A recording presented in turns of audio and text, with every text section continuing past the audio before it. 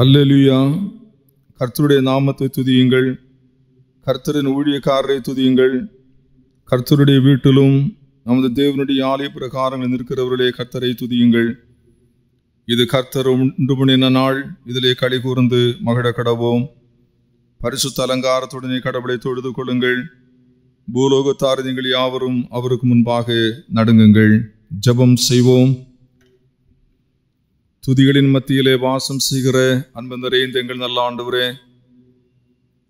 உம்மை தொழுதுகளுத்தக்கதான சிலாக்கியத்தை ஆண்டவர் இந்த நாளின் காலையில் எங்களுக்கு தந்து பரிசுத்தமான ஆலய பிரகாரத்தின் நிறங்களை கூட்டிச் சேர்த்ததற்காக நாங்கள் உம்மை ஸ்தோத்திரிக்கிறோம் சுவாமி. இந்த நாள் வரையிலுமாக கடவுளங்களோடு கூட இருந்த எங்களை கண்ணியமாக வழிநடத்தி எங்களை ஆசீர்வதித்து ஆலயத்தினுடைய சம்பூர்ணத்தினாலும் கடவுளங்களை நிரப்பி பெணி பாதுகாத்து கொண்டதற்காக கடவுளை போற்றுகிறோம். இன்றைக்கு தொழுகைக்காக வந்திருக்கிற எங்களை கடவுள் கண்ணோக்கி பார்த்து ஆசீர்வதிக்க வேண்டுமே. பரிசுத்த தொழுகையினுடைய துவக்கம் முதல் இறுதி வரையிலுமாக கடவுள் தம்முடைய பிரசன்னத்தினால் எங்களை ஆளுகை செய்ய வேண்டும் என்று சொல்லி நாங்கள் செபிக்கிறோம். ஆண்டவரே, ஆலய பிரகாரங்களில் வருவது நல்லது என்பதும் மகிழ்ச்சியோடு அவரை ஆராதிப்பது சிறப்பானது என்பதும் வேதத்தின் மூலமாக நாங்கள் பெற்றிருக்கிற கட்டளை. அதை ஏற்றுக்கொண்டு வந்திருக்கிற தம்முடைய பிள்ளைகளை கடவுள் கனப்படுத்தி ஆசீர்வதியும். ஊடகத்தின் வழியாக தொழுகைகளை பங்கு பெறுகிற மக்களும் விசேஷமான நன்மைகளை பெறுவதற்கு ஆண்டவர் கிருபை தாரும். நாங்கள் பாடுகிற பாடல்கள், வாசிக்கிற திருமறையினுடைய பகுதிகள், கேட்கிற திவ்யமான வார்த்தைகள் எங்களுக்கு ஆசீர்வாதமாக அமையட்டும். ஜெபத்தோடு ஆரம்பிக்கிறோம். கர்த்தர் பொறுப்படுத்தி நடத்த வேண்டுமே. அருணாதர் இயேசு கிறிஸ்துவின் வழியாய் ஜெபிக்கிறோம் பிதாவே, ஆமேன். தொழுகைக்கு துவக்கமாய் ஞான பாடலிலே 441வது பாடலை சேர்ந்து பாடுவோம். ஞான பாடல் 441.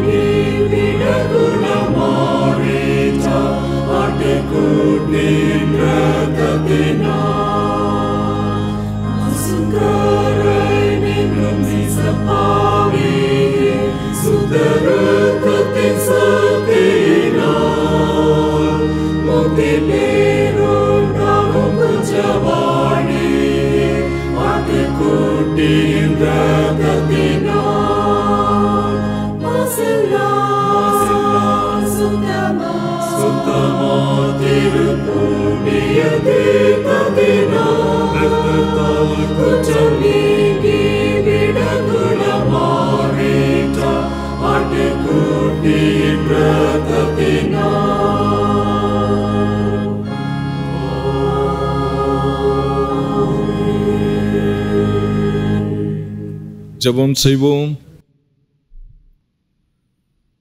நம்முடைய வாழ்விலே பாவ மன்னிப்பை அருளுகின்ற ஆண்டவர் தொழுகையில் நம்ம மத்தியில் இருக்கிறார் என்கிற விசுவாசத்தோடு கூட தைரியமாய் நாம் செய்திருக்கிற தவறுகளையும் குறைகளையும் பாவங்களையும் அவருடைய சமூகத்திலே மனப்பூர்வமாக அறிக்கை செய்வோம். நாம் அனைவரும் கடவுளுக்கு விரோதமாக கலகம் பண்ணினவர்கள். அவரது தீர்க்கதரிசிகள் மூலமாக எத்தனையோ முறை நமக்கு எச்சரித்தும் நாம் மனம் திரும்புவதற்கு மனமற்று போனவர்கள், எச்சரிப்பை உதாசீனம் பண்ணினவர்கள். கிருபையினுடைய காலம் முடிவதற்கு முன்னால் மீண்டுமாய் பாவ மன்னிப்பினுடைய நிச்சயத்திற்காகவும் மீட்பிற்காகவும் இறைவன் தருகின்ற வாய்ப்பை இன்றைக்கு பயன்படுத்தும்படி ஒரு விஷயம் கூட கர்த்தர் நம்மை அழைக்கின்றார். காலம் ஒன்று வருகிறது என்பது நிச்சயமான ஒன்று. கிருபையின் காலத்திலே மட்டுமே நாம் செயலாற்ற முடியும். ஆண்டவரே, வருத்தத்தோடு காணப்படுகிறவர்கள் எல்லாம் உம்மண்டையிலே அழைத்து அவர்களுக்கு இளைப்பாறுதலை கொடுக்கிறீர். பாவத்திலே வாடுகிற எனக்கும் நீர் அருளுகின்ற இளைப்பாறுதல் தேவை. என்னுடைய பாவங்களை மன்னியும் என்று என்னுடைய சமூகத்திலே நாம் ஜெபிப்போம். முதியோரை முக்கியப்படுத்தி இன்றைக்கு ஆராதிக்கின்ற ஆராதனை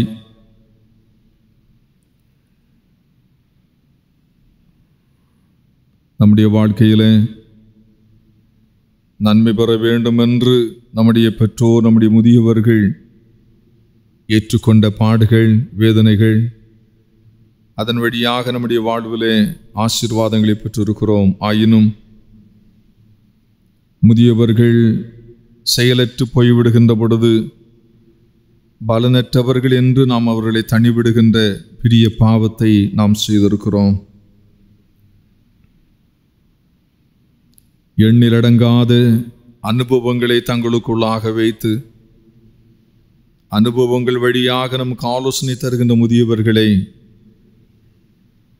நாம் நம்முடைய வாழ்வில் இருந்து அப்புறப்படுத்தி இருக்கிறோம். இந்த பாவத்தை கடவுள் மன்னிக்கும்படி நாம் ஜெபிப்போம்.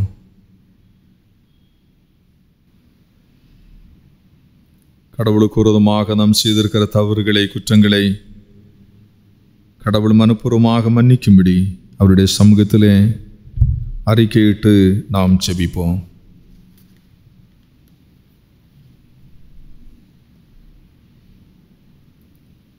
இறை கரத்திலிருந்து பெற்று அனுபவிக்கிற ஆசீர்வாதங்களுக்காக கடவுளை போற்றுவோம். இன்றைக்கும் நாம் ஏறெடுத்த ஜெபத்தை கடவுள் கேட்டிருக்கிறார்.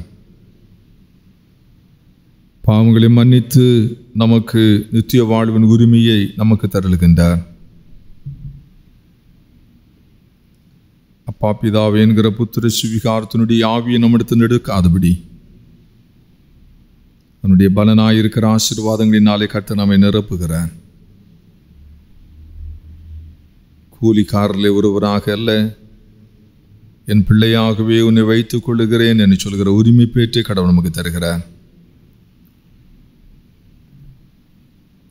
நம் வாழ்விலே, நம்முடைய குடும்பத்திலே, நம்முடைய பெற்றோர் மூலமாக பெற்றுக்கொண்டிருக்கிற நன்மைகளுக்காக கடவுளுக்கு நன்றி சொல்லுவோம். முதியவருடைய தியாகத்தின் வழியாக நாம் பெற்றிருக்கிற ஆசீர்வாதங்களுக்காக கடவுளை போற்றுவோம்.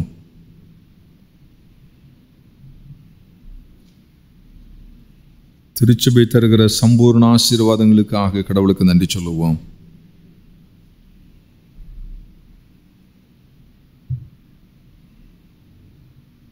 உலகம் கொடுக்காத, உலகம் தராத ஆத்துமிக நன்மைகளை நாம் பெற்று அனுபவிக்கிறபடியினாலே கடவுளை போற்றுவோம். இந்த நன்றி உணர்வுகளை ஒருமைப்படுத்தி சங்கீதக்காரனோடு இணைந்து நாம் ஆண்டவருக்கு நன்றி சொல்லுவோம். என் ஆத்துமாவே கர்த்தரை ஸ்தோத்திரி, என் முழு உள்ளமே அவருடைய பரிசுத்த நாமத்தை ஸ்தோத்திரி. என் ஆத்துமாவே கர்த்தரை ஸ்தோத்திரி, அவர் செய்த சகல உபகாரங்களையும் மறவாதே. ஆண்டவராய் இயேசுநாதர் நாம் ஜெபிக்கும்படி நமக்கு கற்பித்து தந்திருக்கிற ஜெபத்தை யாவரும் சேர்ந்து ஏறெடுப்போமாக. பரமண்டலங்களில் இருக்கிற எங்கள் பிதாவே, உம்முடைய நாமம் பரிசுத்தப்படுவதாக, உம்முடைய ராஜ்யம் வருவதாக, உம்முடைய சித்தம் பரமண்டத்திலே செய்யப்படுகிறது போல பூமியிலேயும் செய்யப்படுவதாக. எங்களுக்கு வேண்டிய ஆகாரத்தை இன்று எங்களுக்கு தாரும். எங்கள் கடனாளிகளுக்கு நாங்கள் மன்னிக்கிறது போல எங்கள் கடன்களை எங்களுக்கு மன்னியும். எங்களை சோதனைகள் பிரவேசிக்க பண்ணாமல் தீமையிருந்து எங்களை ரட்சித்துக் கொள்ளும். ராஜ்யமும் வல்லமையும் மகிமையும் இரண்டேக்கு முடிவுகளே. ஆமேன். அமருங்கள்.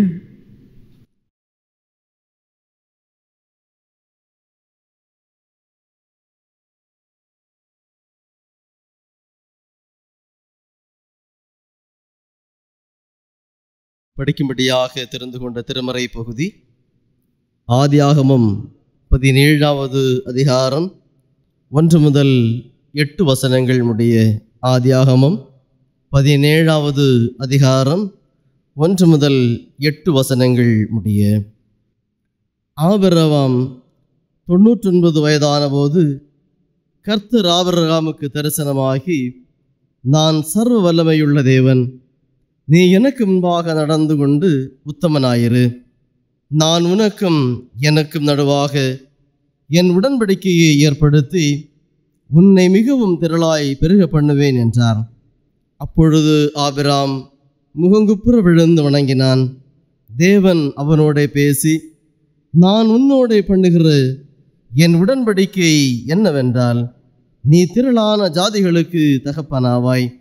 இனி உன் பேர் ஆபிராம் எனப்படாமல் நான் உன்னை திரளான ஜாதிகளுக்கு தகப்பனாக ஏற்படுத்தினபடியால் உன் பேர் ஆபிரகாம் எனப்படும்.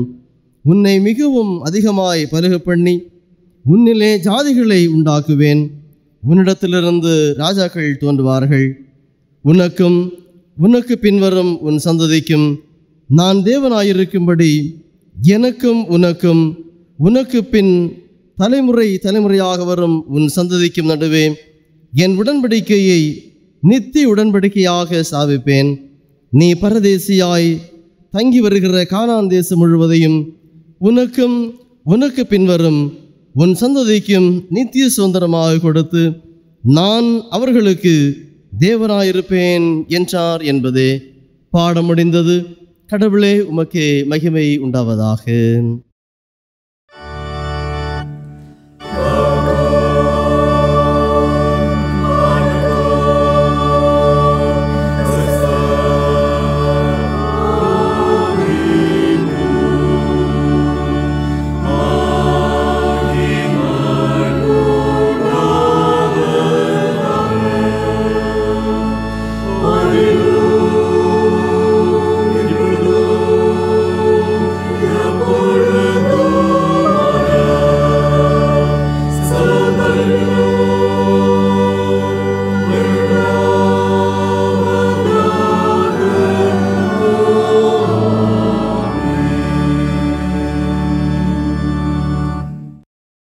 தலைவணங்கி ஆண்டவருடைய திருசமூகத்தை நோக்கி பார்ப்போம். அன்பின் ஆண்டவரே, உம்முடைய வார்த்தைகள் எங்களோடு பேசுகின்ற வார்த்தைகள், உம்முடைய வார்த்தைகள் செயலாற்றுகின்ற வார்த்தைகள், வல்லமை நிறைந்த உம்முடைய வார்த்தைகள். அந்த வார்த்தைகளை நாங்கள் தியானிக்க முற்படுகின்றோம். ஞானமற்ற எங்களுக்கு உம்முடைய ஞானத்தை தாரும். கேட்கின்ற வார்த்தைகள் எங்கள் உள்ளங்களை ஏற்றுக்கொள்வதற்கு உள்ளங்களை ஆண்டவர் தகுதிப்படுத்துவீராக. பேசுகின்ற அடிமையை மறைத்து நீர் பேசும் உம்முடைய வார்த்தைகளை நாங்கள் கேட்க நீர் எங்களுக்கு அருள் புரிய வேண்டும் என்று இறைமகன் இயேசு வழியாக வேண்டுகின்றோம். நல்ல பிதாவே, ஆமீன். ஆண்டவரும் மீட்பருமாகிய இயேசு கிறிஸ்துவின் திருப்பெயராலே இந்த ஓய்வு நாள் தொழுகையிலே பங்கேற்கின்ற உங்கள் அனைவரையும் அன்போடு வாழ்த்தி வரவேற்று கொள்ளுகின்றோம். இந்த நாளிலே சிந்தனைக்காக கொடுக்கப்பட்ட தலைப்பு முதியோரின் நற்பலன். முதியோரின் நற்பலன், ஃப்ரூட்ஃபுல்னஸ் ஆஃப் தி எல்டர்லி. அதற்கு ஆதாரமாக தெரிந்து கொண்ட வசனம் நாம் பாடமாக படிக்க கேட்ட ஆதியாகமம் புஸ்தகம் 17வது அதிகாரத்தினுடைய 4வது வசனம். ஆதியாகமம் 17வது அதிகாரத்தினுடைய 4வது வசனம். நான் உன்னோடே பண்ணுகிற என் உடன்படிக்கை என்னவென்றால், நீ திரளான ஜாதிகளுக்கு தகப்பனாவாய். நீ திரளான ஜாதிகளுக்கு தகப்பனாவாய். திருவிலியத்தில் இவ்விதமாக நாம் படிக்கின்றோம், எண்ணற்ற நாடுகளுக்கு உன்னை நான் மூதாதையராக்குகிறேன். எண்ணற்ற நாடுகளுக்கு உன்னை நான் மூதாதையராக்குகிறேன். கிறிஸ்துவுக்குள் அன்பானவர்களே, ஒவ்வொரு ஆண்டும் அக்டோபர் மாதம் 1ஆம் நாள் ஐக்கிய நாடுகள் சபை உலக முதியோர் தினமாக 1991 ஆண்டு முதல் அனுசரித்து வருகின்றதை நாம் அறிந்திருக்கின்றோம். முதியவர்களுக்கு தகுந்த கனத்தை இந்த சமுதாயம் கொடுக்க வேண்டும் என்கின்ற அடிப்படை எண்ணத்தோடு அக்டோபர் மாதம் முதல் நாளை உலக முதியோர் தினமாக கொண்டாடி வருகின்றதை நாம் அறிந்திருக்கின்றோம். 60 வயதிற்கு மேற்பட்டவர்களை முதியவர்கள் என்று பொதுவாக ஏற்றுக்கொள்வது உண்டு. அந்த வகையிலே அவர்கள் தங்களுடைய வாழ்விலே மிக சிறந்த அனுபவங்களை பெற்றவர்கள்தான் இந்த முதியவர்கள் என்றால் மூத்த குடிமக்கள். அவர்கள் வழியாக தொடர் சமூகம் வாழ்வடைகின்றது என்பது எந்த நிலையிலும் நாம் மறுக்க முடியாத உண்மையாக இருக்கின்றது. அன்பானவர்களே, இந்த உலகத்திலே வாழுகின்ற ஒவ்வொருவரும் தங்களுடைய வாழ்விலே பல பருவங்களை அவர்கள் கடந்து செல்ல வேண்டிய நிர்பந்தமான நிலை உண்டு. குழந்தை பருவம், வாலிப பருவம், அதை தாண்டி முதுமை என்கின்ற கட்டத்தையும் மானிடர்கள் தாண்டி செல்ல வேண்டிய நிலை இருக்கிறது என்பதை நம்முடைய வாழ்வின் அனுபவத்தோடு அறிந்திருக்கின்றோம். அன்பானவர்களே, வாழ்வினுடைய 2வது குழந்தை பருவமாகிய இந்த முதுமையிலே வாழ்கின்ற பெற்றோரை நாம் மரியாதை செய்ய வேண்டியதும் அவர்களை கொடுக்க வேண்டியதான கனத்தை கொடுப்பதும் இளையோராகிய நம்முடைய கடமையாக இருக்கிறது என்பதை நாம் உணர்ந்து கொள்ள வேண்டும். முதியவர்கள் அறிவிலே சிறந்தவர்கள், அனுபவம் மிக்கவர்கள், புரிந்து கொள்ளுதலிலே திறமையானவர்கள் என்று சொல்லி நாம் அறிந்திருக்கின்றோம். ஒரு விதமாக சொன்னால், 20வது வயதிலே பிறர் நம்மை குறித்து என்ன யோசிப்பார்கள் என்று சொல்லி கவலைப்படுவார்களாம்.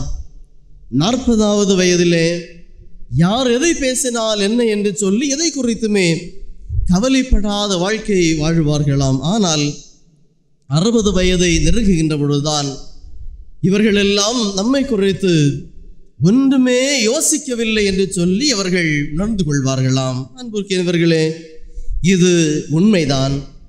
60 வயது தாண்டுகின்ற பொழுது அவர்கள் தங்களுடைய வாழ்வினுடைய ஒரு முதுமை நிலை அடைகின்றார்கள். சிந்தனையிலே முதுமை அடைகின்றார்கள். அவர்களிடத்திலிருந்து நாம் கேட்கின்ற வார்த்தைகள், ஆலோசனைகள் பட நம்மை இந்த உலகத்திலே வாழ வழிநடத்துகின்ற வார்த்தையாக இருக்கின்றது. அன்பிற்கினியவர்களே, அரசாங்கம் இன்றைக்கு இந்த முதிய பெற்றோருக்கு பல சலுகைகளை கொடுக்கின்றது. ஆகாய மார்க்கமாக பயணம் செய்வதற்கும் ரயிலிலே பயணம் செய்வதற்கும் அவர்களுக்கு சலுகை வழங்கப்படுகின்றது. இன்னும் வருமான வரியிலே அவர்களுக்கு சலுகை வழங்குகின்றது. வங்கி கொடுக்கின்ற வட்டியிலே அவர்களுக்கு அதிகமான வட்டி விகிதம் உண்டு.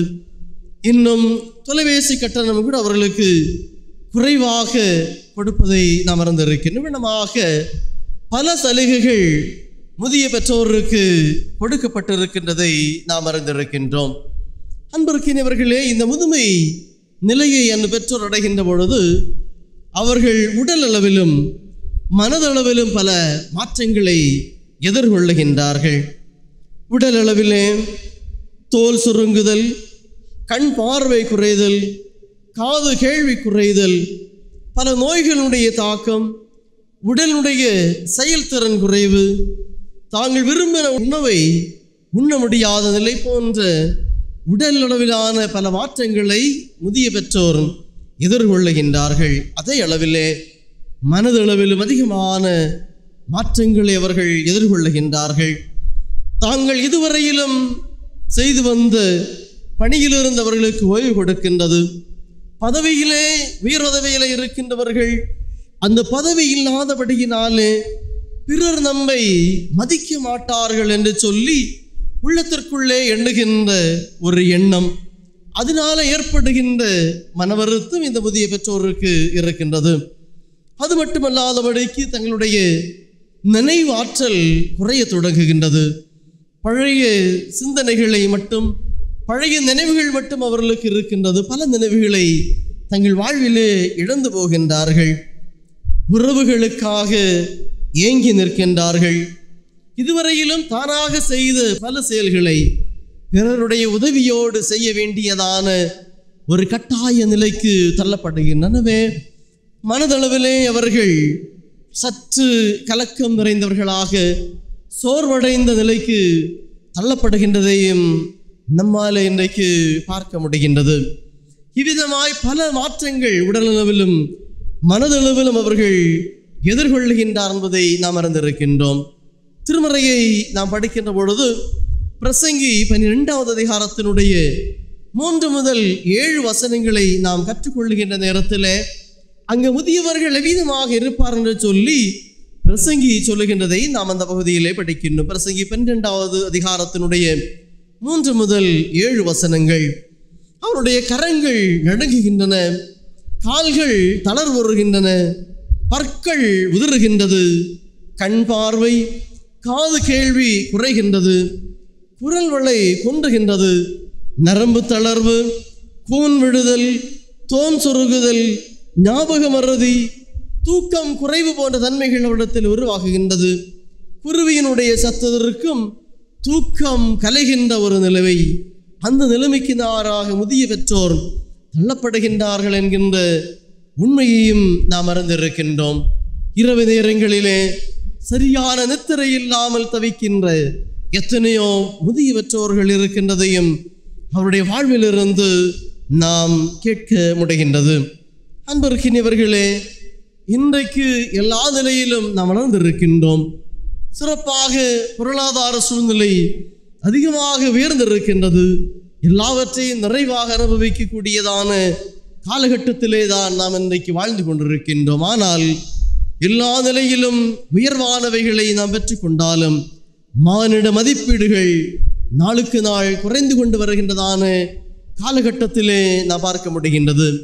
இதனுடைய விளைவாகத்தான் இன்றைக்கு முதிய பெற்றோர்கள் இல்லங்களிலே தனித்து விடப்பட்டவர்களாக, முதிய பெற்றோர்களை பாதுகாக்கின்ற முதியோர் இல்லங்களுக்கு நேராக அனுப்பிவிடுகின்றதான சூழல்கள் அதிகமாக உருவாகி கொண்டு வருகின்றதை நாம் பார்க்க முடிகின்றது.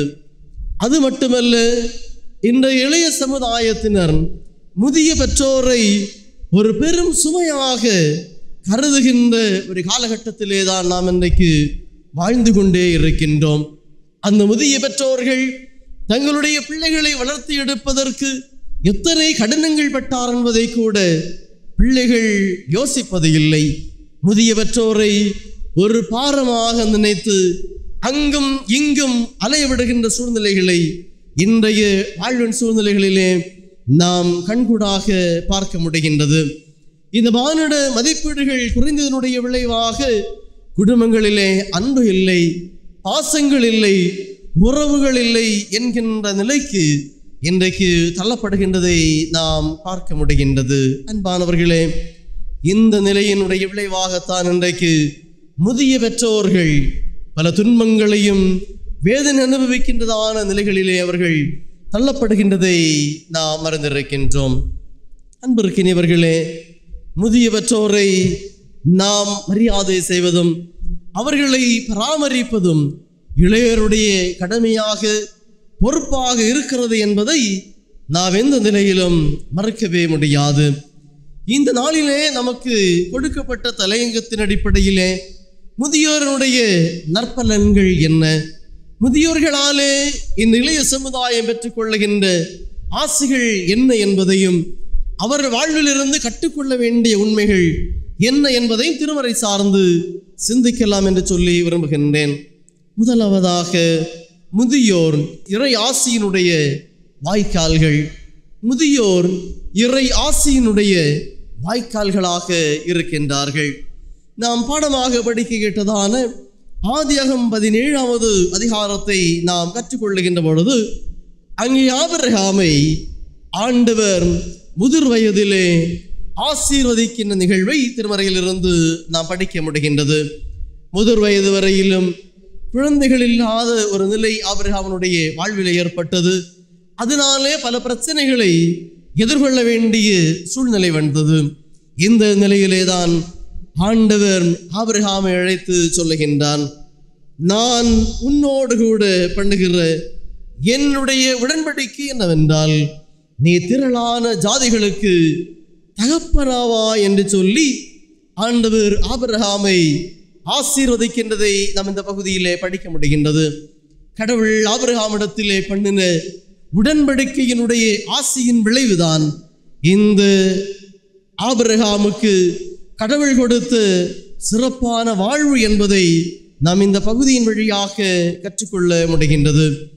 இந்த ஆபிரகாமிடத்திலே ஆண்டவர் சொல்லுகின்றான், நீ திரளான ஜாதிகளுக்கு தகப்பனாய் ஆவாய், திரளான ஜாதிகளுக்கு நீ தகப்பனாக இருக்கின்றாய் என்று சொல்லி கடவுள் இந்த ஆபிரகாமுக்கு ஆசி வழங்குகின்றதை நாம் திருமறையிலிருந்து கற்றுக்கொள்ள முடிகின்றது.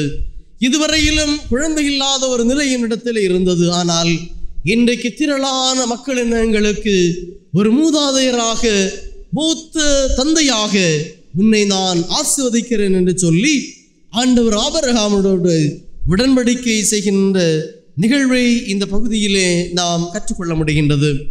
ஆதியாகமம் 12வது அதிகாரத்தினுடைய 2வது வசனத்திலே ஆண்டவர் ஆபிரகாமை அழைத்து சொல்லுகின்றான், நான் உன்னை பெரிய ஜாதியாக்கி உன்னை ஆசீர்வதித்து உன் பேரை பெருமைப்படுத்துவேன், நீ ஆசீர்வாதமாயிருப்பாய் என்று சொல்லி ஆண்டவர் ஆபிரகாமிடத்திலே ஆசி வழங்குகின்றதை நாம் இந்த பகுதியிலே கற்றுக்கொள்ள முடிகின்றது.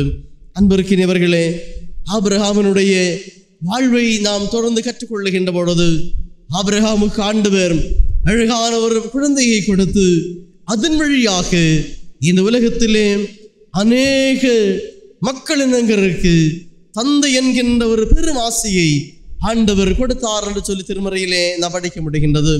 அது மட்டுமல்ல, ஆண்டவர் ஆபிரகாமிடத்தில் சொல்லுகின்றான், உன்னை நான் அவிதமாக ஆசீர்வதிப்பது மட்டுமல்ல, உனக்கு பின்வருகின்ற தலைமுறையும் உன்னாலே ஆசீர்வதிக்கப்படும் என்கின்ற உண்மையை ஆண்டவர் தெளிவாக சொல்லுகின்றதை நாம் படிக்க முடிகின்றது. ஆதியாகமம் 17வது அதிகாரத்தினுடைய 8வது வசனத்திலே ஆண்டவர் சொல்லுகின்றான், நீ பரதேசியாய் தங்கி வருகிற கானான் தேசம் முழுவதையும் உனக்கும் உனக்கு பின்வருகின்ற சந்ததிக்கும் நித்திய சுதந்திரமாக நான் கொடுக்கவிருக்கின்றேன். நீ பரதேசியாக நிலையில்லாமல் வாழுகின்றது கானான் தேசத்தை உனக்கும் உன்னுடைய தலைமுறைக்கும் நான் நித்திய ஆசீர்வாதமாக கொடுக்கவிருக்கிறேன் என்று சொல்லி ஆண்டவர் ஆபிரகாமுக்கு இந்த ஆசியை வழங்குகின்றதை நாம் படிக்க முடிகின்றது. ஆபிரகாமின் வழியாக ஆபிரகாமினுடைய தலைமுறை ஆசீர்வதிக்கப்பட்டது என்பதை திருமறையிலிருந்து நாம் கற்றுக்கொள்ள முடிகின்றது. அன்பானவர்களே, இந்த ஆபிரகாம் பின் தலைமுறையினருக்கு இறைவனுடைய ஆசையை பெற்றுக் கொள்ளுகின்ற வாய்க்காலாக வாழ்ந்தார், செயல்பட்டார் என்பதுதான் திருமறை சொல்லுகின்ற உண்மையாக இருக்கின்றது. இன்னும் வாகன புஸ்தகத்தினுடைய நாம் படிக்கின்ற பொழுது அங்கே தேவனுடைய மனுஷனாகிய மோசே தான் மரணமடையும் முன்பே இஸ்ரவேலை புத்திரரை ஆசீர்வதித்த விவரமாவது என்று சொல்லி நாம் வாகன புஸ்தகத்திலே கற்றுக்கொள்ள முடிகின்றது. மோசையினுடைய வாழ்வின் இறுதி கட்டம். இந்த வாழ்வின் இறுதி கட்டத்திலே இந்த மோசே இஸ்ரவேல் மக்களை ஆசீர்வதிக்க விரும்புகின்றான்.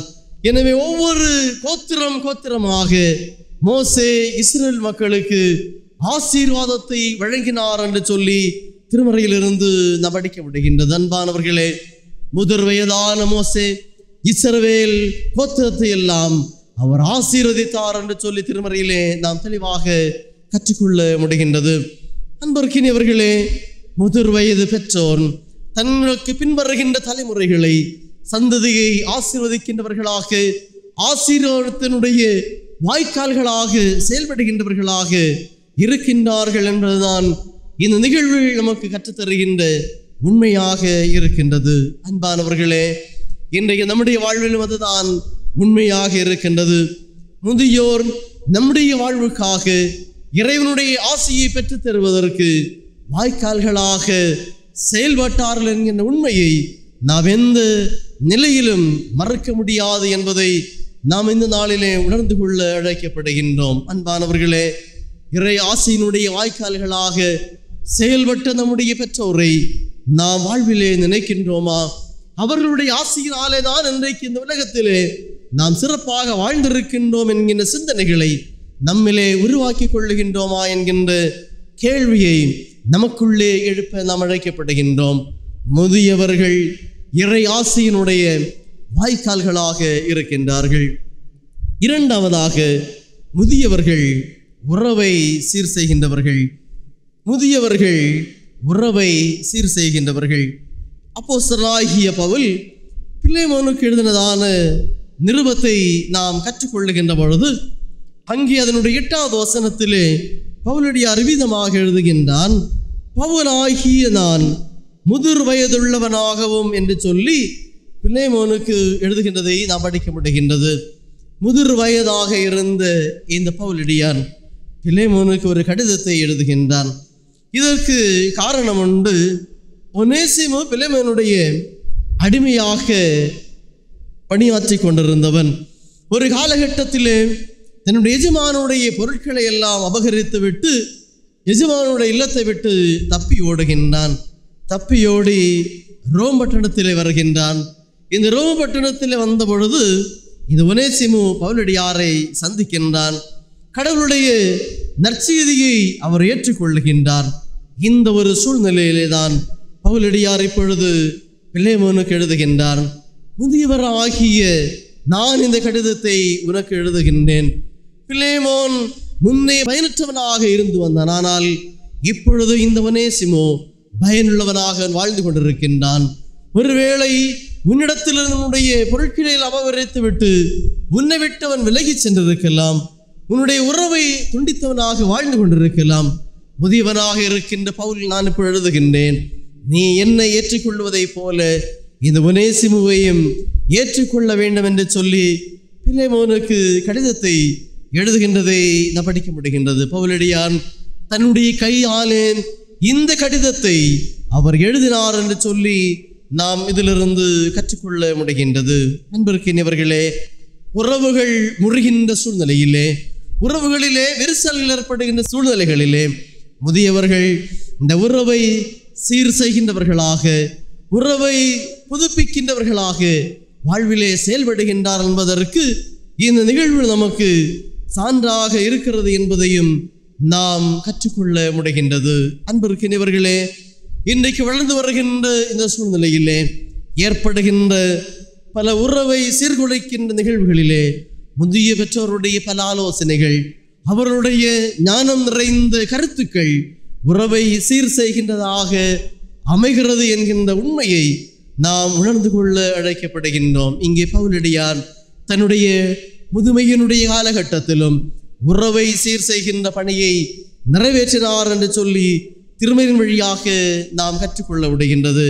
பிலேமோனிடத்திலே ஒனேசிமை மறுபடியுமாக நீ ஏற்றுக்கொள்ள வேண்டும், உன்னுடைய பணியாளனாக நீ ஏற்றுக்கொள்ள வேண்டும், என்னை ஏற்றுக்கொள்வதை போல இந்த ஒனேசிமையையும் நீ ஏற்றுக்கொள்ள வேண்டும் என்று சொல்லி பிலேமோனுக்கு பவுலடியார் கடிதத்தை எழுதுகின்றதை நாம் இந்த பகுதியிலிருந்து கற்றுக்கொள்ள முடிகின்றது. அன்பிற்கினியவர்களே, முதியவர்கள் உறவை சீர் செய்கின்றவர்களாக இருக்கின்றார்கள். உறவுகளை இணைக்கின்ற பாலமாக செயல்படுகின்றார் என்பதையும் நாம் மறந்து போகவே முடியாது. இன்றைய வாழுகின்ற காலகட்டத்திலே உடன்பிறப்புகளுக்குள்ளேயே உறவுகளிலே விரிசல் ஏற்படுகின்ற பொழுது முதியவர்களுடைய ஆலோசனை, முதியவர்களுடைய கருத்து செறிவுமிக்க ஆலோசனைகள் இன்றைக்கு உறவுகளை சீர் செய்கின்ற நிலையிலே சென்று கொண்டிருக்கின்றது என்பதையும் நாம் மறுக்க முடியாது. ஆனால் இன்றைய வளர்ந்து வருகின்ற இளையோர்கள் முதியோருடைய ஆலோசனைக்கு கீழ்ப்படியாமல், ஆலோசனைக்கு செவிமடுக்காமல் வாழ்கின்ற வாழ்வை வாழ்ந்து கொண்டிருக்கின்றார்கள் என்பதும் இன்றைய காலகட்டத்திலே நாம் காண்கின்ற உண்மையாக இருக்கின்றது.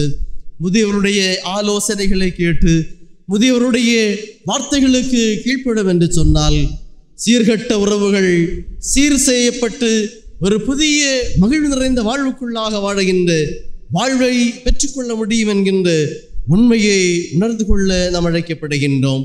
அன்பிற்கினவர்களே, பவுலடியான் உறவுகளிலே விரிசல் ஏற்பட்ட சூழ்நிலையிலே அந்த உறவை சீர் செய்கின்ற பெரும்பணியை தன்னுடைய முதிர் வயதிலே அவர் செயல்படுத்தினார் என்று சொல்லி திருமறையின் வழியாக கற்றுக்கொள்ள முடிகின்றன. எனவே முதியோர் உறவை சீர் செய்கின்றவர்கள். மூன்றாவதாக முதியோர் இறை உறவில் வாழ்கின்றவர்கள். முதியோர் இறை உறவில் வாழ்கின்றவர்கள். 92வது சங்கீதத்தை நாம் கற்றுக்கொள்ளுகின்ற பொழுது அதனுடைய 13வது வசனத்தில் இவ்விதமாக நாம் படிக்கின்றோம். கர்த்தருடைய ஆலயத்தில் நாட்டப்பட்டவர்கள் எங்கள் தேவனுடைய பிரகாரங்களில் செழித்திருப்பார் என்று சொல்லி சங்கீதக்காரன் சொல்லுகின்றான்.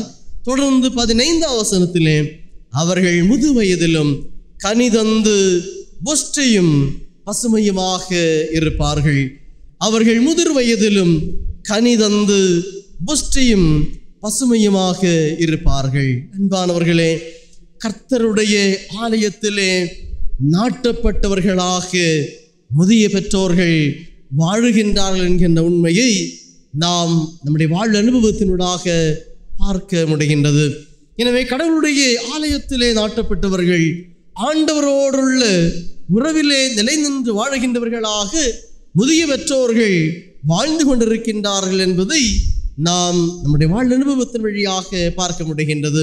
அவ்வளவாக வாழுகின்ற முதியோர்கள் முதிர் வயதிலும் கனிதந்து புஷ்டியும் பசுமையுமாக இருப்பார் என்று சொல்லி சங்கீதக்காரர் மிக தெளிவாக சொல்லுகின்றதை நாம் பார்க்க முடிகின்றது.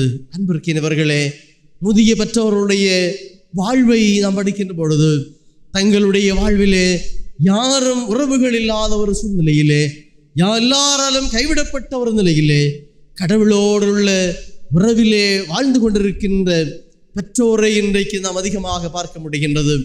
இன்றைக்கு நாம் ஆலய தொழுகைகளை எடுத்துக்கொண்டால் முதிய பெற்றோர்கள் தான் ஆலயத்தில் அதிகமாக தங்களுடைய பங்களிப்பை தருகின்றார்கள். அதிக நேரப்படவே ஆலயத்தில் வருகின்றார்கள். ஆலயத்தில் இருந்து ஆண்டவரை நோக்குகின்றார்கள். கடவுளோடுள்ள உறவை அவர்கள் விடாமல் நிலை நின்று வாழுகின்றவர்களாக வாழுகின்றார் என்பதையும் அனுபவத்தினூடாக நாம் பார்க்க முடிகின்றது. மேலை நாடுகளிலும் இன்றைக்கு இதே நிலைதான் இருக்கின்றது. ஆலயத்திலே வருகின்றவர்கள் எல்லாம் முதியவர்கள் தான். ஏனென்றால் அவர்கள் ஆண்டவரோடுள்ள உறவிலே உறுதியாக நிலை நின்று வாழுகின்றவர்களாக இருக்கின்றார்கள். இன்றைக்கு நம்முடைய வாழ் அனுபவத்தை பார்க்கின்ற பொழுதும் முதிய பெற்றோர் அதிகமாக கடவுளை தேடுகின்ற மக்களாக இருக்கின்றார்கள். திருமறை அதிகமாக வாசிக்கின்றவர்களாக அதிக நேரம் ஆண்டவரோடு ஜெபத்திலே செலவிடுகின்ற மக்களாக இருக்கின்றார்கள் என்பதை நம்முடைய வாழ்வு அனுபவத்தோடு பார்க்க முடிகின்றது. கடவுள்தான் தங்களுக்கு எல்லாம் என்று சொல்லுகின்ற ஒரு உறுதியான நம்பிக்கையோடு வாழ்ந்து கொண்டிருக்கின்றார்கள். பிள்ளைகள் கைவிட்டாலும் உறவுகள் கைவிட்டாலும் கைவிடாத கடவுள் எங்களை வழிநடத்துவார் என்கின்ற ஒரு நம்பிக்கையோடு தான் முதிய பெற்றோர் இந்த உலகத்திலே வாழுகின்றார்கள் என்கின்ற உண்மையையும் நாம் பார்க்க முடிகின்றது. அன்பர்க்கினவர்களே, இன்றைக்கு வளர்ந்து வருகின்ற இந்த காலகட்டத்திலே பிள்ளைகள் எல்லாம் தங்களுடைய பணியினூடாக தூரமான இடங்கள் இருக்கின்ற பொழுது முதிய பெற்றோர் தனித்து விடப்பட்டவர்களாக இல்லங்களிலே தனிமைப்படுத்தப்பட்ட நிலையிலே வாழுகின்ற பெற்றோரை நாம் இன்றைக்கு அதிகமாக பார்க்க முடிகின்றது. தங்களோடு பராமரிப்பதற்கு யாரும் இல்லாமல் தனிமையாக வாழுகின்ற பெற்றோர் இன்றைக்கும் பலர் இந்த உலகத்தில் இருந்து கொண்டுதான் இருக்கின்றார்கள். அவர்களுக்கு இருக்கின்ற ஒரே உறவும் ஒரே நம்பிக்கையும் கடவுள் நம்பிக்கைதான் என்கின்ற உண்மையை நாமும் உணர்ந்து கொள்ள வேண்டும். ஏசாயா தீர்க்கதரிசன புஸ்தகம் 46வது அதிகாரத்தினுடைய 4வது வசனம் இந்த முதிய பெற்றோருக்கு இன்னும் அதிகமாக நம்பிக்கை கொடுக்கின்ற ஒரு வார்த்தையாக இருக்கின்றது. ஏசாயா 46வது அதிகாரத்தினுடைய 4வது வசனத்திலே நாம் இவ்விதமாக படிக்கின்றோம்.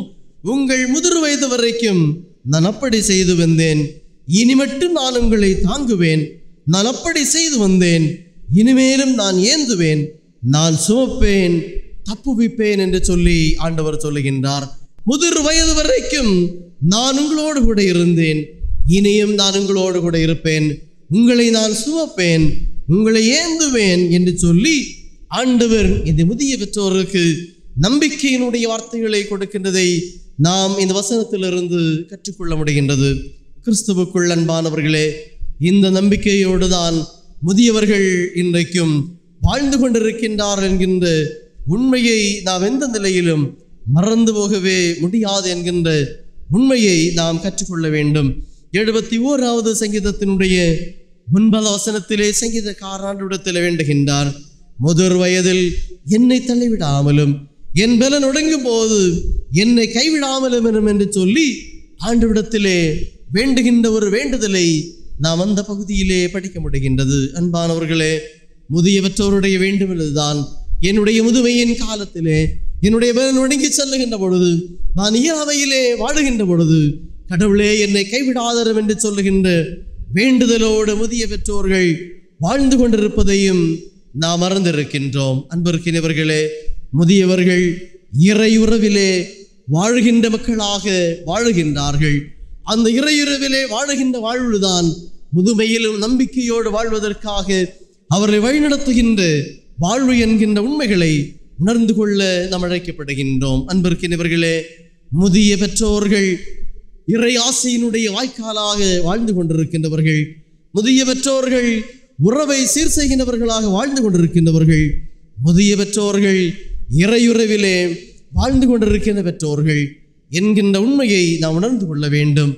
அந்த உண்மையை உணர்ந்து கொள்ளுகின்ற பொழுதுதான் நாமும் அந்த பெற்றோரை கவனிக்கின்றவர்களாக மதிக்கின்றவர்களாக வாழ முடியும். அது மட்டுமல்ல, இளையோர்களாக இருக்கின்றவர்கள் என்றும் இளையோராக இந்த உலகத்திலே வாழ முடியாது. ஒரு நாளிலே முதுமை அடைய வேண்டிய ஒரு நிலை உண்டு என்கின்ற உண்மையையும் மறவாமல் வாழ வேண்டும் என்கின்ற உண்மையை எப்போது மனதிலே கொண்டு வாழ வேண்டும் என்கின்ற சிந்தனையும் மனதிலே கொள்ள வேண்டும் என்று சொல்லி ஆண்டவர் நம்மிடத்திலும் விரும்புகின்றவராக இருக்கின்றார். எனவே முதிய பெற்றோர் கடவுளுடைய ஆசி இந்த உலகத்திலே வழங்குகின்ற மக்களாக, உறவுகளிலே தங்களுடைய ஆலோசனைகளாலும் உடனிருத்தனாலும் உறவை சீர் செய்கின்ற மக்களாக, ஆண்டவரோடுள்ள உறவிலே நிலை நின்று வாழ்கின்றவர்களாக வாழ்ந்து கொண்டிருக்கின்றார் என்ற உண்மையை நாம் உணர்ந்து வாழ அழைக்கப்படுகின்றோம்.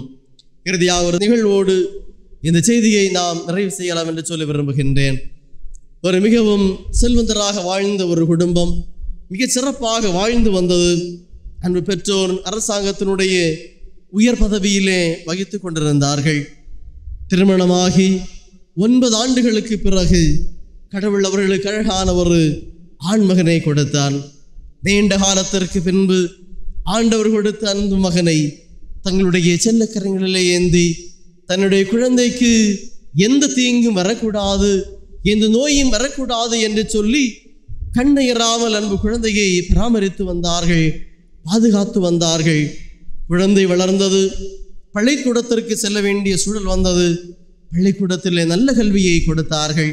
கல்லூரி படிப்பிலே நல்ல பாடப்பிரிவிலே கல்லூரியிலே சேர்த்தார்கள். இந்த மகனும் அன்பு பெற்றோருடைய செல்ல மகனாக, அன்பு பெற்றோருடைய பாசத்தை பெற்றுக்கொண்ட ஒரே மகனாக வாழ்ந்து வந்தான். கல்வியை நல்ல முறையிலே கற்றான். நல்ல முறையிலே கற்றபடியினாலே கல்லூரியிலே முதல் தரமான மதிப்பெண்ணை பெற்றுக்கொண்டான். அந்த முதல் தரமான மதிப்பெண்ணை பெற்று கொண்டதன் விளைவாக நல்ல வேலை வாய்ப்பையும் பெற்றுக்கொண்டான். பெற்றோர் மகிழ்ந்தார்கள். கடவுள் எங்களுக்கு தந்த செல்ல மகன் இன்றைக்கு இந்த நிலையில் உயர்த்தப்பட்டிருக்கிறார் என்று சொல்லி அன்பு மகனை சிறப்பாக வழிநடத்தினார்கள். மகனுக்கு ஒரு குடும்ப வாழ்வு அமைக்க வேண்டும் என்று சொல்லி விரும்பினார்கள். ஒரு மகளையும் கண்டு கொண்டார்கள். மகளும் நல்ல பணியில் இருக்கின்ற ஒரு மகள். எனவே தன்னுடைய ஒரே மகனுக்கு இந்த மகள் உறுதுணையாக இருப்பாள் என்று சொல்லி அந்த மகளையும் பார்த்து ஒரு திருமணத்தை செய்து வைத்தார்கள். அந்த திருமணத்தினுடைய மகிழ்வையும் என் அன்பு பெற்றோர் கண்டு கொண்டார்கள். அந்த மகனுக்கு ஒரு அழகான பேர குழந்தை பிறந்தது. இந்த முதிய பெற்றோர் மகிழ்ந்தார்கள். பேர குழந்தையையும் கண்டுகொள்ளக்கூடிய வாய்ப்பை கடவுள் நமக்கு தந்திருக்கின்றார் என்று சொல்லி மிக மகிழ்ச்சியாக வாழ்ந்தார்கள். ஒரு சில ஆண்டுகள் கடந்து சென்றது. அந்த தாயார் பலகீனப்பட்டு இறந்தார்கள். இப்பொழுது இந்த முதிய தந்தை தன்னும் தனியாக இந்த மகனோடு வாழ்ந்து கொண்டு வருகின்றான். சில ஆண்டுகள் மகனோடு வாழ்கின்றான்.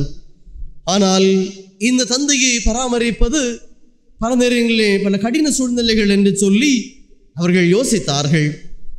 மருமகள் சொன்னான், இந்த முதியவரை இல்லத்தில் வைத்து பாதுகாப்பது மிக கடினம். என்னாலே நான் இவரை பராமரித்துக் கொள்ள முடியாது. இந்த இல்லத்திலே அவரை நான் வைத்து பராமரிக்க முடியாது. எனவே அவரை எப்படியாவது ஒரு முதியோர் இல்லத்தை தேடி கண்டுபிடியுங்கள். அங்கே அவர்களை வைத்து நாம் பராமரிப்போம். நாம் கை நிறைய சம்பளத்தை வாங்குகின்றோம். எவ்வளவு ரூபாய் செலவானாலும் பரவாயில்லை, அங்கே அவர் வாழ்ந்து கொண்டட்டும் என்று சொல்ல இந்த மகன் சொல்லுகின்றார், இல்லை, என்னுடைய தந்தை நீண்ட நாட்களுக்கு பின்பு நான் அவர்களுக்கு ஒரு குழந்தையாக பிறந்திருக்கின்றேன். என்னை மிக செல்லமாக வளர்த்தார்கள். நான் கண் கலங்காதபடிக்கு என்னை வளர்த்தினார்கள். எனவே என்னுடைய தந்தை என்னோடு கூட இருக்க வேண்டும். முது வயதிலும் நான் அவரை பராமரித்து வளர்த்த வேண்டும் என்று சொல்லி இந்த மகன் அவருடைய துணிவியரோடு சொல்ல அவர் சொன்னார்கள், இல்லை, இந்த முதியவரை நான் இந்த இடத்தில் வைத்து பாதுகாக்க முடியாது. தயவு செய்து உடனடியாக ஒரு முதியோர் இல்லத்தை தேடுங்கள், அங்கே அவர் அனுமதியுங்கள் என்று சொல்ல இந்த மகனும் வேறு வழியின்றி ஒரு முதியோர் இல்லத்தை தேடி கண்டுபிடித்தார். இல்லத்தை பார்க்கின்றார். அழகான பூந்தோட்டங்கள் இருந்தது. தங்குகின்ற அறைகள் மிக சிறப்பாக இருந்தது. குளிர்சாதன வசதி பட்டியல் நிறைந்த அறைகள் இருந்தது. பல உணவுகளை அரசு உணவுகளை உட்கொள்ளக்கூடிய வாய்ப்புகள் இருந்தது. மகனும் நினைத்தான், பரவாயில்லை, என்னுடைய தந்தை இங்கு வந்தால் மகிழ்ச்சியாக இருப்பார் என்று சொல்லி நினைத்து தன்னுடைய தந்தையை ஒரு வழியாக பேசி சமாளிக்க வைத்து இந்த முதியோர் இல்லத்திலே கொண்டு சேர்க்கின்றான். இந்த மகன் முதியோர் இல்லத்திலே சேர்த்து விட்டு அந்த பொறுப்பாளரிடத்திலே சொல்லுகின்றான், என்னுடைய தந்தைக்கு நல்ல குளிர்சாதன வசதி கொண்ட அறையை கொடுங்கள், தேவைப்படுகின்ற எல்லா உணவுகளையும் கொடுங்கள், அதற்குரியதான தொகையை என்னிலே நீங்கள் போனிலே சொல்லுங்கள், தகவலை சொல்லுங்கள், என்னுடைய வங்கி கணக்கிலிருந்து உங்களை வங்கி கணக்கு இருக்கு, நான் இந்த பணத்தை மாற்றி விடுகிறேன் என்று சொல்லிவிட்டு சென்றான். இந்த தந்தை மகனிடத்திலே சொன்னார், மகனே, நான் இங்கு இந்த இல்லத்திலே இருக்க விரும்பவில்லை, உன்னோடு வருகிறேன் என்று சொல்ல மகன் சொன்னில்லையப்பா, இதுதான் உங்களுக்கு சிறப்பான இடம், இங்கு நீங்கள் மகிழ்ச்சியாக வாழலாம் என்று சொல்லி பலமுறை சொன்னதனாலே தந்தையும் வேறு வழி இல்லாமல் அந்த முதியோர் இல்லத்திலே அனுமதிக்கப்பட்டான். மாதங்கள் உருண்டோடின. தந்தை மகனோடு தொலைபேசியிலே மட்டும்தான் பேசினான். மகனிடத்திலே பலமுறை சொன்னார், மகனே, உன்னை பார்க்க வேண்டும் என்று ஆசையாக இருக்கின்றது. என்னுடைய முதிர் வயதிலே நான் உன்னை பார்க்க வேண்டும் என்று சொல்லி என மிக ஆசையாக இருக்கிறது. ஒரு முறை வந்து செல் என்று சொல்ல மகன் சொன்னான், அப்பா, எனக்கு அதிகமான வேலைப்பளு, நான் இப்போது வர முடியாது, பார்க்கின்றேன், எப்பொழுது எனக்கு ஓய்வு கிடைக்கின்றதோ அப்பொழுது நான் உங்களை வந்து பார்ப்பேன் என்று சொல்லிவிட்டான். இதுதான் அன்றாட வாழ்வாக இருந்தது. வருடங்கள் சில உருண்டோடினது. இந்த முதிய தந்தையான் முதுமையடைந்தான். நோய் தொற்றுக்கு உள்ளாக்கப்பட்டான். இந்த நோய் தொற்று அவர் அதிகமாக பாதித்தது. அந்த முதியோர் இல்லத்திலே அவர்களுக்கு நல்ல மருத்துவ சிகிச்சை கொடுத்தார்கள். மகனிடத்திலே சொன்னார்கள், தந்தை மிகவும் பலகீனப்பட்டிருக்கின்றான், எனவே நீங்கள் அவரை வந்து பார்க்க வேண்டும் என்றால் பார்க்கலாம், இல்லை நீங்கள் இல்லத்தில் அழைத்து செல்ல வேண்டும் என்று சொன்னாலும் அழைத்து செல்லலாம், அதற்கு தேவையான எல்லா உதவிகளையும் நாங்கள் செய்கின்றோம், அவருக்கு தேவையான மருத்துவ உதவிகளை இல்லத்திலே கொடுப்பதற்கான எல்லா உதவிகளையும் நாங்கள் செய்கிறோம் என்று சொல்ல இந்த மகன் சொன்னார், இல்லை, அவரை பராமரிப்பதற்கு பொழுது எனக்கு வாய்ப்பு கிடைப்பதில்லை, நீங்களே பார்த்து கொள்ளுங்கள், மருத்துவ செலவு எவ்வளவு ஆனாலும் பரவாயில்லை, அதை நான் தருகிறேன், நீங்கள் பராமரித்துக் கொள்ளுங்கள், நான் எனக்கு ஓய்வு கிடைக்கின்ற பொழுது வாய்ப்பு கிடைக்கின்ற பொழுது அந்த விடுமுறையிலே வந்து நான் அவரை பார்த்து கொள்ளுகின்றேன் என்று சொல்லி இதே பதிலை அந்த விடுதி பொறுப்பாளரிடத்திலே சொன்னாராம். ஒரு சில மாதங்கள் உருண்டோடினது. தந்தை மிகவும் நோய்வாய்ப்பட்டார். நோய்வாய்ப்பட்டு மருத்துவருடைய உதவியும் பலனின்றி ஒரு நாளிலே இவ்வுலகத்தினுடைய வாழ்வை நிறைவு செய்தான். இந்த செய்தியை இந்த காப்பகத்தினுடைய பொறுப்பாளர்கள் மகனிடத்திலே சொல்லுகின்றார்கள். மகன் அப்பொழுதுதான் யோசிக்கிறான், ஐயையோ, நான் என்னுடைய தந்தையை அந்த முதியோர் இல்லத்தில் அனுமதித்ததோடு சரி, என்னுடைய தந்தையை என்னாலே பார்க்க முடியவில்லை, என்னை அவர்கள் என்னுடைய சிறுபருவத்திலே அவருடைய கரங்களிலே என்னை சுமந்தார்களே, நான் கண்கலங்காமல் என்னை பாதுகாத்து கொண்டார்களே, என்னுடைய தேவைகளை எல்லாம் எனக்கு சந்தித்து சிறுபருவத்திலிருந்தே உணவூட்டி தாலாட்டி வளர்த்தார்களே, அவர்களை என்னாலே பராமரிக்க முடியவில்லை. அவருடைய முது வயதிலே அவர்களை பார்க்கக்கூட என்னாலே முடியவில்லை என்று சொல்லி கண்கலங்கினான், வேதனை அடைந்தான். அந்த முதியோர் இல்லத்திற்கு ஓடி சென்றான். தந்தையினுடைய சரீரத்தை வாங்கி வந்தான், இல்லத்திலே கொண்டு வந்தான். நல்ல முறையிலே அவர்களுக்கு செய்ய வேண்டிய இறுதி மரியாதையை செலுத்தினான். அழகான ஒரு அரச மாளிகையை போன்றதான ஒரு கல்லறையை கூட கட்டி வைத்து விட்டான். அன்பிற்கினவர்களே, ஆனாலும் இந்த மகனுடைய வாழ்விலே நிம்மதி இல்லை. மகனுடைய வாழ்விலே வேதனைக்கு மேல் வேதனை. அந்த கல்லறையை பார்க்கின்ற பொழுதெல்லாம் துடிதுடித்தான். என்னுடைய தந்தை மாளிகை போன்ற இந்த இல்லத்திலே வாழ வேண்டிய தந்தையை இந்த இல்லத்திலே வைத்து என்னாலே பராமரிக்க முடியவில்லை.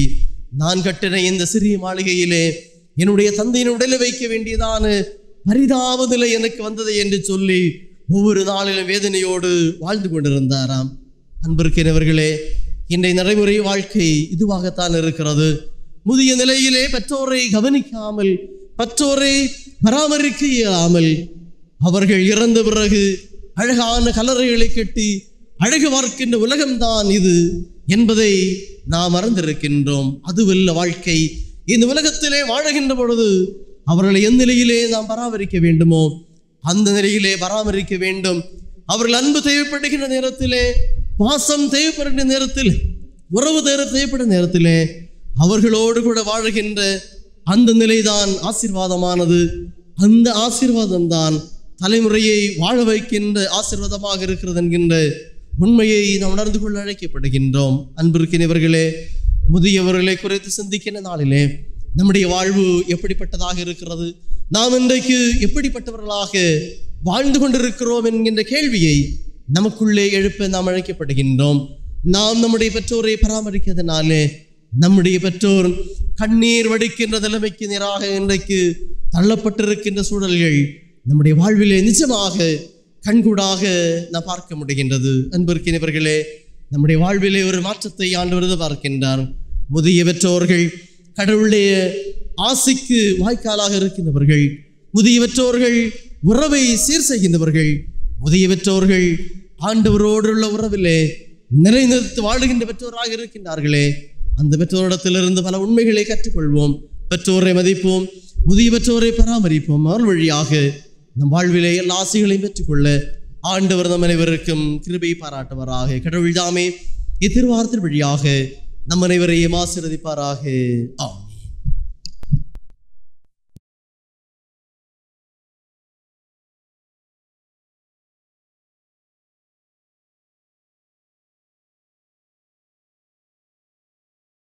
நம்முடைய பற்றுறுதி அறிக்கையை ஒரு விசை பாடல் மூலமாக அறிக்கை செய்வோம். அதற்கென்று 511வது கீர்த்தனையை நாம் பயன்படுத்துவோம். உலகும் வானும் செய்தாலும் ஒப்பில்லா சர்வ வல்லவராய்.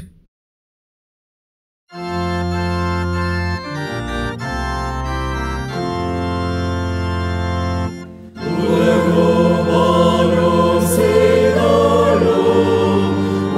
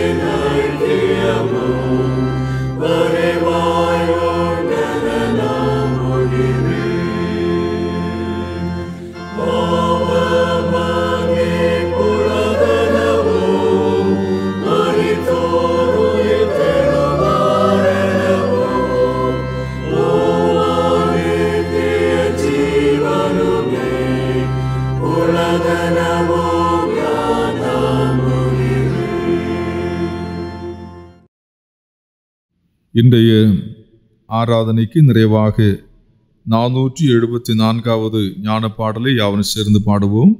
ஞான பாடல் 474. நான் உம்மை பற்றி இரட்சகா வீண் வெட்கமடையேன், பேரன்பை குறித்து ஆண்டவா நான் சாட்சி கூறுவேன்.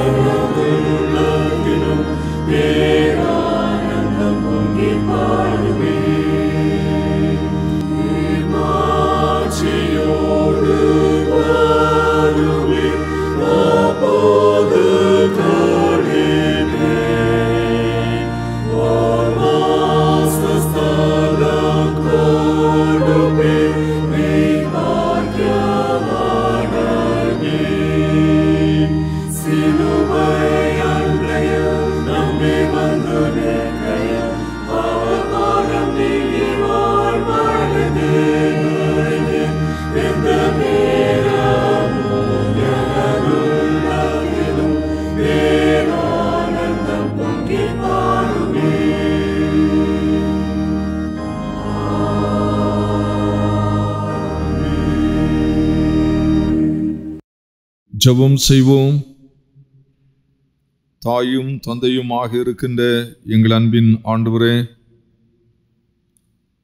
உம்மை ஆராதிப்பதற்கு தந்த வாய்ப்புக்காக நாங்கள் உம்மை ஸ்தோத்திரிக்கிறோம்.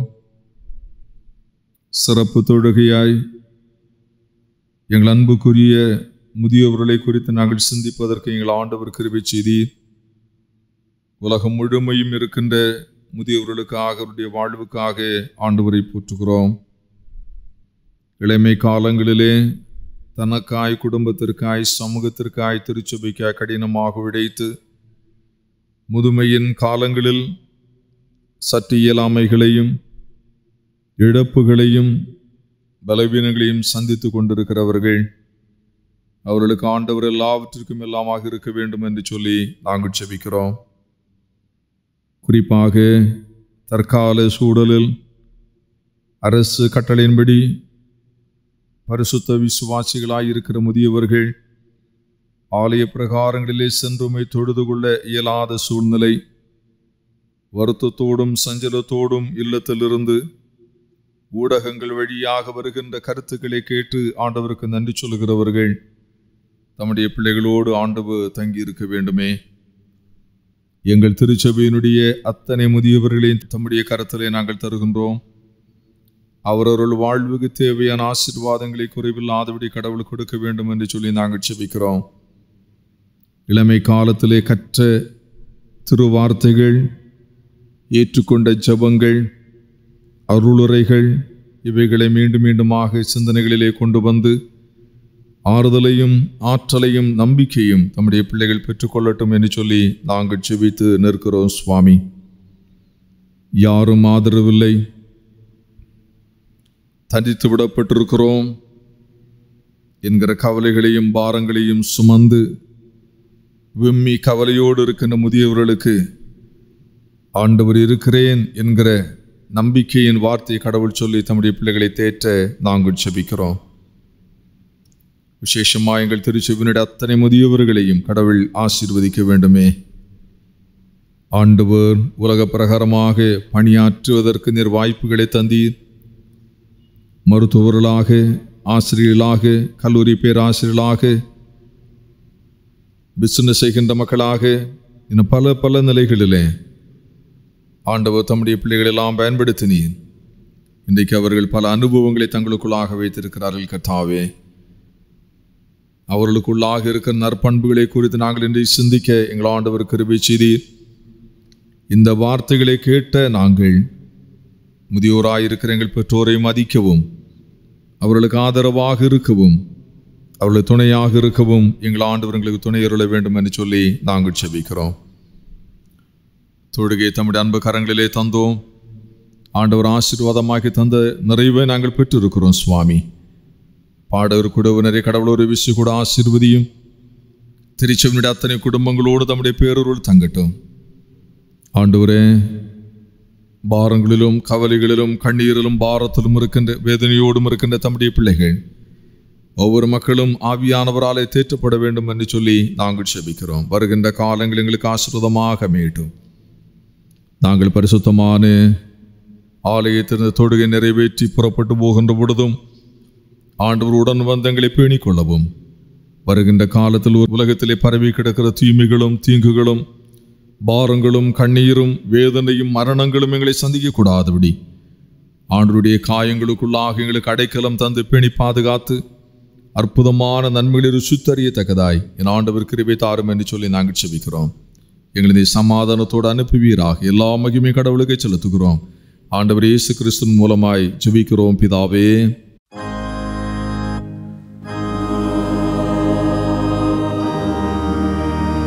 எல்லா புத்திக்கும் மேலான தேவ சமாதானங்களோடு இருந்து நீங்கள் கடவுளையும் அவருடைய குமாரனாகி நம்முடைய நாதர் இயேசு கிறிஸ்துவையும் பற்றி அறிவிலும் அன்பிலும் நிலைத்திருக்கும்படி உங்கள் இருதயத்தையும் சிந்தனைகளையும் காக்க கடவது பிதா குமாரன் பரிசுத்த ஆவியரும் ஆகிய சர்வ வல்லமை பொருந்திய கடவுளுடைய ஆசீர்வாதம் உங்களுக்குள்ளே இருந்து எப்போது உங்களோடு நிலைத்திருக்க கடவுது.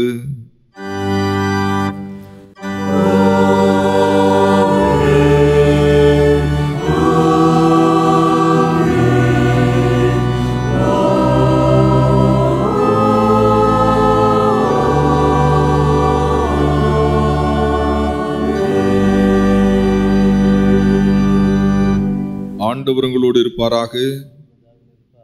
இறை சமாதானத்துடனே புறப்பட்டு சொல்லுங்கள். கர்த்தருடைய நாமத்தினாலே